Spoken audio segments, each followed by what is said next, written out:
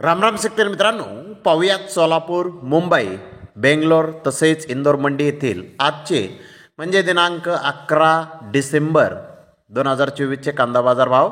चला तर मित्रांनो, जाणून घेऊयात कोणत्या मार्केटमध्ये आज कांदा भावाची आवकीची परिस्थिती नेमकी कशी आहे. तर आज मित्रांनो सोलापूर, बेंगलोर येथे कांद्याच्या भावामध्ये घसरण दिसून आलेला आहे. तर पाहूयात नेमकी काय परिस्थिती आहे. सुरुवात करूयात मुंबई येथून. मुंबई येथे आज 124 गाड्यांची आवक आली होती. जुने कांदे हे 1000 रुपयापासून जास्तीत जास्त 7000 रुपये क्विंटलपर्यंत मुंबई येथे विकले. तर नवीन कांदे हे 1000 रुपयापासून जास्तीत जास्त 5000 रुपये क्विंटलपर्यंत विकले. गुजरातचे नवीन कांदे 1500 ते 4500 रुपये क्विंटलपर्यंत विकले. मध्य प्रदेशचे कांदे 1500 ते 4000 रुपये क्विंटलपर्यंत विकले. राजस्थानचे कांदे 1000 ते 4500 रुपये क्विंटलपर्यंत विकले.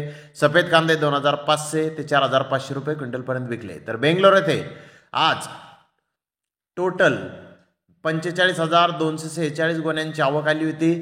नवीन कांदे ओव्हरसाईज 5800 ते 6000 रुपये क्विंटलपर्यंत विकले. बिग साईज कांदे 5500 ते 5700 रुपये क्विंटलपर्यंत विकले. मिडियम कांदे 4600 ते 5000 रुपये क्विंटलपर्यंत विकलेले आहेत.